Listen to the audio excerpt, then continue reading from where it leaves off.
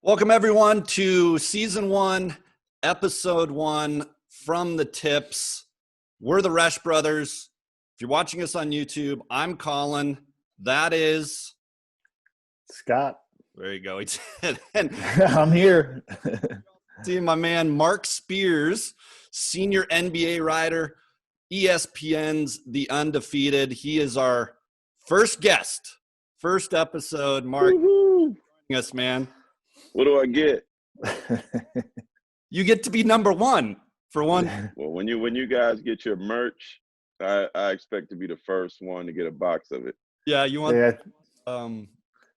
It'll probably have some sort of Steve Kerr logo somewhere. Would that be appropriate? Yeah, that's what you guys should call the podcast. I'm not Steve Kerr. Oh, we totally blew it. You can still change the name. I mean, that hasn't come out yet. So that way people will be like, what is this? I'm not Steve Kerr. They'll be thinking it's some kind of like political statement. But no. Okay, well, this might be there's a twist. We might have you on of I'm not Steve Kerr. We'll see. But we're on the tips for now. Scott kind of came up with that idea. Why don't you tell everyone that's tuning in, Scott, why we're calling it that? Well, the quick answer is we're both passionate about golf. From the tips, it's where the professionals play from. And since we're going to be talking to a lot of pros in their respective professions, Marc being the first, we thought it made sense.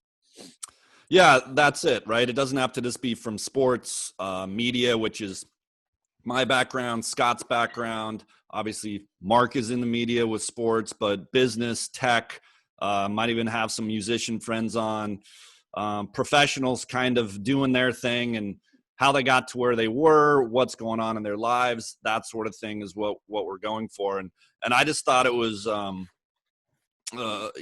good idea to have Marc on as our first guest with everything that's going on in the world currently. Marc and I first met, correct me if I'm wrong, Marc, but I think it was at the actual Warriors victory parade, June 19th, 2015. You and I were co-hosting, along Lake Merritt, and the city was just going crazy. The Warriors' first championship in 40 years, and we had a time out there. I think that was the first time we met. I think I met you at a game. I mean, you were at the finals. But maybe it was the first time we'd ever really worked together. Yeah. We had met before because I thought you could have played Steve in a movie. So I called you Steve Kerr from the beginning. No, but that day was crazy. I mean, one, because the Warriors actually won a championship, and you guys are Cali guys, so you guys know seeing the Warriors win a championship was absolutely still ridiculous to me because for years they were the dregs of sports. You know what I mean? But Scott, I don't know if he told you, but that day was really strange. We had somebody messing with us and trying to curse on the air and everything. And shout out to my boy Rudy Tabasa and Cody Woods. They were acted as security for us. They're just my friends from Eastside San Jose. And some dude was acting a fool, and Rudy body slammed the dude. I don't know if it got on TV or anything, but it was a nice tackle, nice clothesline. I did not hear this part of the story. Yeah, so it was Rudy took care of him, and I treated him to a nice lunch afterwards at Ozumo, which no longer exists. But that was a fun day to say the least. Yeah, it was one of the coolest days I've had in Oakland. Yeah, I went back. I found that video, so I'm probably going to intersperse it here over when I post this to YouTube. You got the video of Rudy knocking the dude down? I have all of our hits, and the very first hit, I was about 10 seconds in. You didn't even let me finish introducing you, and you're like, hey, you know that this guy, everyone keeps coming up to him thinking I have Steve Kerr next to me. And I'm like, why would Steve Kerr be out on the victory route? So that was Marc, you live in Oakland. Can I stop you real quick? Sure, go ahead. Everybody thinks I'm with Steve Kerr right now. There are about 10 people that have asked for Steve Kerr's picture. Why they think he would be out here on the parade route hanging out, I don't know, but I think he's better looking than Steve Kerr, right? If Kerr ever needs a double, I'm his man, and he knows this already. There was hundreds of people behind us, right? And your guys, geez, well, I don't know what we'd have done without them, you know? I mean, really, we'd have been in big time trouble. Yeah, no, I had to make sure I sent them this. They'll get a kick out of that. Yeah. So speaking of that, since you just brought it up, so to this day, I've kept this hat, right? Oh, wow. His clothing doesn't have it anymore, but this hat, and I think it's so appropriate, really, with what is happening in the world. He came out too early. He should be selling it now, right? Right. But I remember when he gave it to me, I said to him, I said, well, Rudy, you know, I was kind of hesitant because I looked at the hat and his clothing, and I thought, well, I'm this white dude. Is this for me? And he said, well, what are you? Where do you come from? And I said, well, our mother's Australian. My dad's born in the US. And he goes, right there, you're a half-breed, right? He brought it back to everybody is. So Yeah.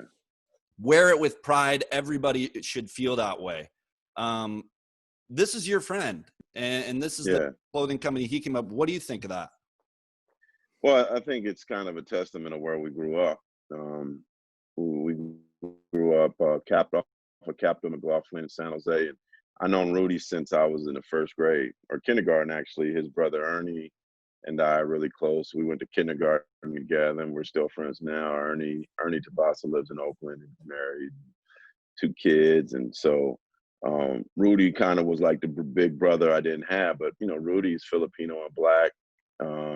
Growing up in San Jose, yeah, there you go. And he didn't even bend the brim. San Jose was extremely diverse, and I think I got fooled as to what the world was, because going to school there, like I went to school with Asians, Hispanics, Blacks, lots of kids that were mixed, Indians, whites. Like I remember we had an international day in elementary school where every family was asked to bring one dish. Like they'd never do this now for health reasons or whatever, you know, but every family was asked to bring one dish, and then you could walk by and they put a scoop of it on your plate. So my mom would always, you know, my mom's from Louisiana, Creole, and she would always make shrimp jambalaya, which is still amazing. And so we'd always be gone, but I would taste Vietnamese food. I would taste Filipino food. I would taste Indian food. You would taste all these foods. And so it was just natural that we just grew up around people of different cultures and learned different things. Like I love lumpia to this day because, you know, Rudy Tabasa's mother used to make it.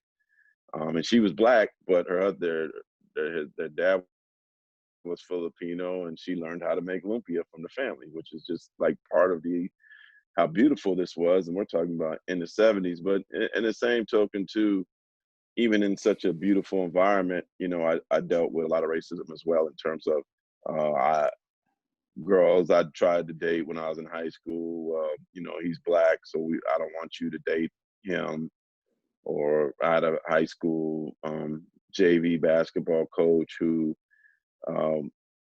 one time we went out to eat, and he was like, you know, there's no watermelon in this restaurant. You know that, right? There's no fried chicken in this restaurant. This is my coach, you know. I went and bought a soda on a real hot day from a Vietnamese restaurant, and the dude gave me a cup of piss, you know, because he didn't want anybody Black in his restaurant. So you have this beautiful side. And then I had some, you know, experience with the cops as well, you know. And then you have this other side that you deal with because you're Black. So you have racial harmony on one, racism on the other. So it's certainly a lot to learn from growing up in San Jose. Man, that's crazy. So when I talk too about bringing you on, this is what I want people to know is who's Marc Spears, right? We're always seeing you, you know, you're doing your Instagram lives with Kyle Kuzma's and Steven Jackson, my guy, Jack, right? And you're hearing from them, and you're the one asking all the questions all the time. And outside of being on with SVP, where he's tossing a few at you, I don't know how many people know Marc Spears' backstory, and this is the sort of stuff that I was kind of hoping that you would tell us is, growing up where you grew up, I know you went to San Jose State, you were a baller, and that was kind of our connection as we both played in college. But then taking it from there to become really the predominant writer and face when it comes to the NBA and the culture of it, and that's what the Undefeated is all about. Your journey, I guess, from then till now. Yeah, no, it's I think some of those things that you have talked about, like I played at Foothill College, I played at the HBCU, University of DC, went to San Jose State, redshirted for a year, and I actually got bounced off the basketball team because of a story I wrote.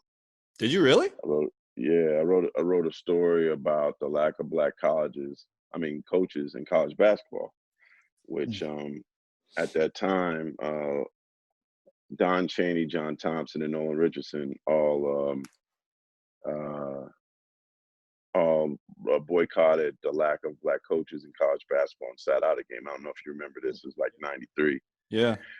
And so I wrote about it in the school paper. And I actually had a scholar when I left UDC I was unhappy with the education there. So I gave up a full scholarship, came back home, turned down a scholarship to go to San Jose State to be a promised walk-on, which basically means that Coach Stan Morrison told me that I didn't have to try out on the team. I was on the team. He did not promise me a scholarship, but I wanted to go to San Jose State and get my journalism degree at a great journalism school. And wanted to wear that San Jose State jersey because I grew up a San Jose State fan. Ricky Berry was like, I idolized him before he tragically died. So I just wanted to play there, even if it meant I wasn't on scholarship. But since he promised me I'd be on the team, I took it. But I wrote this story basically on the Spartan Daily, talking about the lack of black coaches in college basketball and how these three major black coaches sat out a game. But it was like against some like Division IIs, low Division I's. Like they didn't really have to be there in order to make their point. I wish they would have done it against a Kentucky, a UMass at the time, something bigger teams, Syracuse. And so I wrote that in my column, and I also said that I think every black college basketball player in the country should sit out a game to bring notice to this. It's funny that we're, talking about this right now. Yeah. And so the coach didn't like it. He brought the assistant coach in who there was 5 coaches. He was the only black coach on the staff, and he was half breed. He was half black, half white. Got him Stan Stewart. And he brought me in. He goes, I want to talk to you about that story. I'm like, oh, you liked it? Yeah. And he's like, no. I mean, Coach Morrison is mad that you wrote that, and we don't think that's good for the program for you to write stories like that. Like, huh? What are you talking about? I said, I'm trying to help you. You're black, right? I'm trying to help you. And he's like, yeah, well, Coach Morrison didn't like that. And I'm like, look, I'll do everything you guys want me to do, but the one thing you're not going to do is tell me what to write. I'm sorry. They didn't like that. From that day forward, I was treated differently. Now, let me preface this by saying I wasn't Michael Jordan. I wasn't the best player on the team. I was good enough to be on the team, and I was told I was on the team. I was good enough that I thought be a reserve on the team. But let me not act like I was some superstar, because I wasn't. And I was also coming over, recovering from a knee injury. So that summer I had actually interned at the Grand Rapids Press in Grand Rapids, Michigan, and was about to finish my degree. But when I came back, after I wrote that story, I could tell everything was different. Morrison was calling me Marcus Aurelius to my face, and just coaching staff treated me differently. And then they made me try out for a team I had already made the day after I got cleared to practice from a knee surgery, which was actually excruciatingly painful and awful to do, physically and mentally. And then I tried out basically on one leg, did well, and then the next day, Morrison told me that I thought it would be better that I didn't play anymore because of my knee, which I thought was a decision that I should make, not him. And basically that was the end of my college basketball career. So it was definitely like a painful day, but I knew what the bigger reason was. Yeah. Like we never really had that conversation, but the fact that it went from you're promised a spot, you don't have to try out, to all of a sudden I'm Marcus Aurelius and I got to try out. Like, come on, man. I knew the game. Yeah. Any of your coaches back then reached out to you in the last 20 plus years?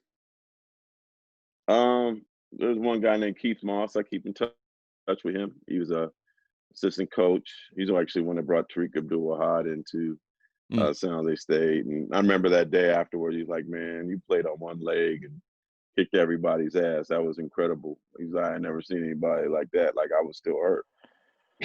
Wow. Right. And so I still talk to him. But the funny thing was my first job. So, San Jose State coach pushes me off. And then, but when it came time for graduation, I got a letter in the mail inviting me to go to the San Jose State graduation breakfast for athletes. I'm like, why did they give me this? I'm like, they included me in their graduation rates. They put me down as an injured player and include me in their graduation rates. So it's like, it's kind of funny now because my wife is like, I don't even know why you associate yourself with school and you should be mad. I'm like, nah, that was a certain person who did something. I got a great education and I'm not going to let that ruin how I feel about the school. You know what I mean? One bad apple doesn't make a bunch. You know what I mean? Yeah. And but the funny thing was my first job after I graduated from San Jose State was covering Arkansas's football and basketball program with Nolan Richardson. Yeah. And so months later, after I just wrote about this dude and got chastised for it, he's the first person I covered. And he couldn't have been a more welcoming, beautiful man. I called him a couple last month to check on him. And oh man, what an amazing experience to like cover Nolan Richardson in my first job. Like I don't get intimidated by no coach. I covered Nolan Richardson. No. Like a legend, like one of the most legendary coaches in any sport, and just a beautiful man. And so, but it was interesting how like I wrote about you, and now I'm covering you. After all this, it was certainly a weird mental switch. And was that the direction you felt you were going to go even before that situation happened with writing? In terms of writing about race and stuff? Oh, just being a writer in general. I mean, obviously. Oh, I knew I was going to be a writer since seventh grade. Yeah. Had some great advice at a career day in junior high. Actually, a guy from the Warriors came down to San Jose and talked to our class. And at that time, I had read a thing in Sports Illustrated that said less than 2% of all college basketball players make it to the NBA. And that really struck a chord with me. Stats meant a lot to me. I was a realistic kid, even though, Colin knows, like playing college basketball, and Scott, this is not an easy thing to do. That's an honor in itself. Making it to the NBA is just a whole different level. So I was, at that point, I was like, okay, if I'm gonna play college basketball, and if something better happens, so that'd be nice. But the guy said, he asked me what I wanted to do for a living. I'm like, I don't know. I want to play for y'all. He's like, well, what if you get hurt? You're not good enough. So I don't know. He said, well, my advice to you is if you can find a career where you can combine what you love most in life with what you do best in school, you can find a career that you're happy with every day. I really thought about it, and I'm like, I suck in math and science. I love English. I'm good in English. I'm good at writing. I love sports.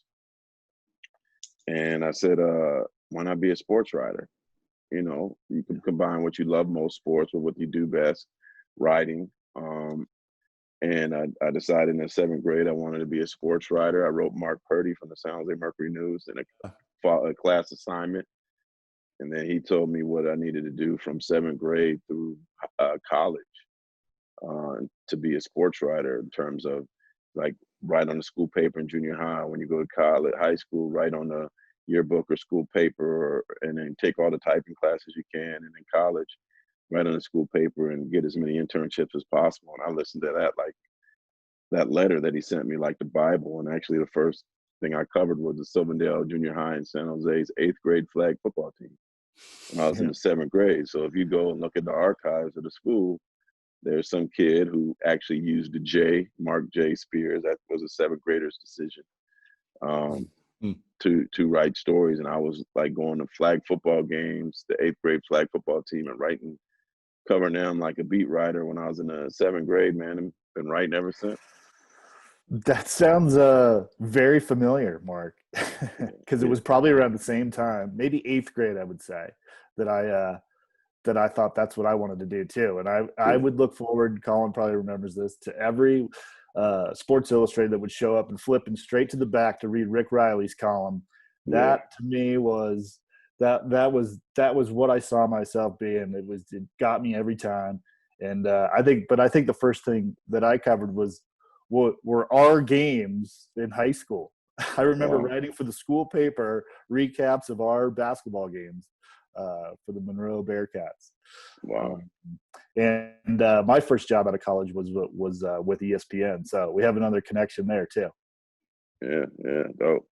Yeah, 3 of us mine direct like you guys, but with ABC for years, right? And dealing with everyone at ESPN on a weekly basis, and got to know a lot of good people out in over the years. But speaking of writing, you've got a book coming out in October. Is that still on schedule? I think I read October, and it's October 6th. October 6th. It's a book on Spencer Haywood, cool. Hall of Famer, crazy story about a guy who woke up into basically picking cotton in Liberty City, Mississippi, to superstar basketball player with a lot of craziness going on. I mean, it definitely could easily be a 30 for 30. But myself and Gary Washburn, we co-wrote this book, and it's coming out October 6th about the life of Spencer Haywood. Obviously, in the pandemic, you're not going to be able to promote it like you want to. I don't know when we'd be able to physically promote it, but it can be purchased on Amazon. It's crazy from the beginning to the end. It's very entertaining, easy read, 240 pages. You guys can knock that out in well, a couple and months. Also, and the subject matter doesn't hurt either, because I don't know if you know this, but Colin and I actually grew up in the Seattle area, and we are lifelong. In fact, I'm wearing my Sonics T-shirt today. Well, hopefully you'll get a team back. It still hurts, but Spencer Haywood, obviously a legend, Supersonics legend. So we can't wait to read it for sure. Yeah, no, I need to. I saw. Did you guys see the documentary about Where's Big Country? No. You got it. It was actually heard of that interesting. One. It's on ESPN Plus, but 2 of my when I first started covering the NBA in '99, my first trip was to Vancouver, and obviously I made a lot of trips to Seattle, and it just seems. I mean, with all due respect to OKC and Memphis, like, come on, man. They're like, it just seems. It's just like it's interesting, and God rest his soul, David Stern. I wish there was so much I wanted to talk to him about when I talked to him last fall before he passed away. But it's interesting that he was able to keep Sacramento, and I wonder if there was some guilt in letting Vancouver and Seattle move that helped them push to keep the NBA in Sacramento, because there's no way that Seattle and Vancouver shouldn't still have teams. And it's just like, when you have an expansion team, you can't do a 6-7 year experiment and expect it to like all come together. It's going to take some time. I've done a couple things in Vancouver over the last 2 years, and they're still Grizzlies fans there. They miss it. You know what I mean? And it once the team got good, it would have worked. But they were awful from the moment they got there, and people were just learning about basketball. So I think it was a huge mistake to leave both places. Obviously, ownership changed, and that played a role in it, but it shouldn't have happened. Well, talk about, Vancouver, to me and Scott, like, growing up in Seattle, we would go Vancouver up to Whistler and stuff a lot. And I mean, it's one of the cities in North America. So just removing Seattle and Vancouver city-wise, and the players that have come out of Seattle, right? I played against and did a fun story with Jason Terry when he was with the Rockets. We played in the same state basketball tournament together. Points per game against each other. It's Jason Terry, Colin Resch, Jason Terry, Colin Resch. And so I did a fun story with him a few years ago in Houston about that. Jamal Crawford and who else? Michael Dickerson was playing. Well, Seattle has a long list of talent. Gone is it hurts, man. It hurts. So you can preach for us, but we got to talk about the bubble, because I know you told me that you're probably going to take Sunday for Orlando. First, how long do you expect to be there? I know that some scrimmage games for about a week before it really kicks off, but are you going to be there for a month or two, or do you know? It's still a work in progress. But I'm excited. I'm leaving on Sunday. And let me get better. I'm leaving on Sunday, and once I get there, I gotta quarantine for a week. And it's gonna be weird because you don't choose your food. They just basically knock on your door at 9, at like 8 a.m., 12, and 5, and just like leave some food at your door. And I think the only time you can leave the room is when you quarantine, go take your COVID test. So, but I'm flying to Orlando next Sunday, quarantine for a week, and then like get to be in the bubble. How long am I going to be there? I might be there the whole time. Maybe I might take a break in the middle. I don't know all the rules just yet. We got a big conference call coming in a couple of days. We'll explain everything more. I was just basically told to be there Sunday afternoon. So I got some boxes of stuff I'm mailing out, because if you're gonna be there that long, you got to make it home. I'm not gonna use hotel soap and the whole time. I want to use my own stuff, and you want to make it as comfortable as possible. So are you excited, nervous? What's your overall feeling? I'm super excited. I mean, I'm going to be a part of history. I've been missing my wife. I wish she could come with me. That would be great, but that's not the reality of this. This is a really tough situation, unique situation, but I think there's going to be less than 20 journalists that get to go in, and to say that you're a part of that, I mean, is an honor.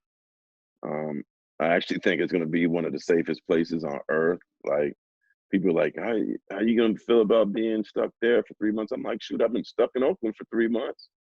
4 months, you know what I mean? And can't really do nothing. But the difference is, in there, at least I know everybody's getting tested every day. You have to wear masks no matter what, wherever you go.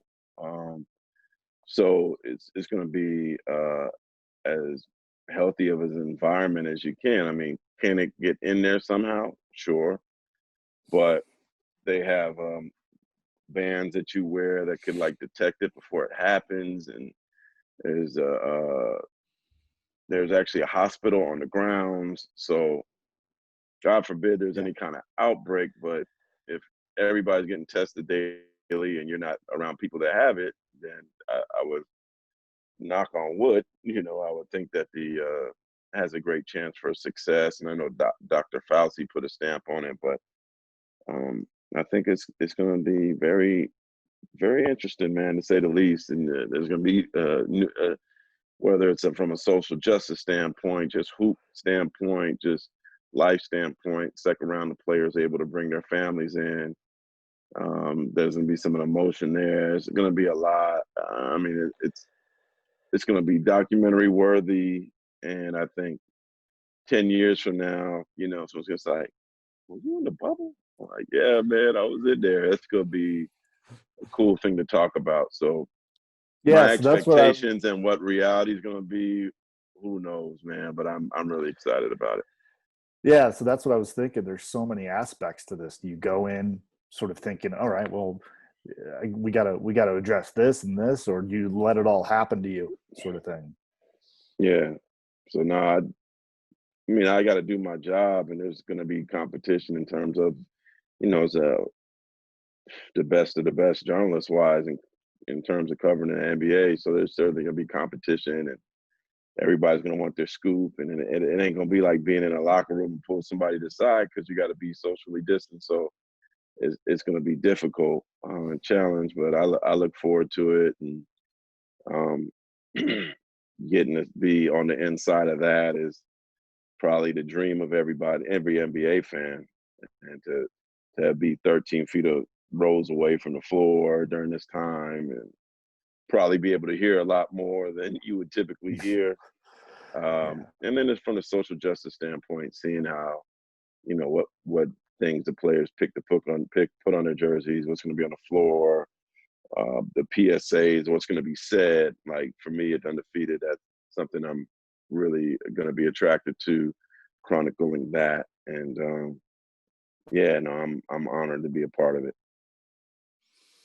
Well, Marc, I know you got to take off, man. I know you're busy and you got to get going on your work day, and Scott does as well. And so I'm gonna cut this off. And I said we would keep it short and sweet, and so that's what I aim to do here. So I want just appreciate you getting on as our first guest, like I said, telling me some stories that you've never told me before.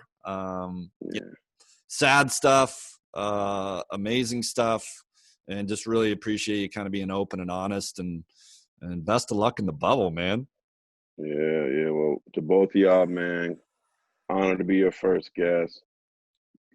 Future success is gonna be amazing. Y'all keep doing your thing, and you guys got beautiful personality. So I know this is gonna be a hit. And again, when the swag comes, I expect to be the first one to get it. So let me know 3X. Give me the cap. Okay. I'm waiting for it. I'll send you my address. But no, man, congratulations on your show, and thanks for thinking of me. Yeah, man. And when this is all over, we'll meet up in person one of these days again. One of these days. Yes, sir. We'll meet wherever, Scott. We can That's go my there backyard, now. actually. Pretty close to it. Yeah. Well, there it is. Yeah. All right, fellas. All right, guys. Episode 1 from the tips. Take care.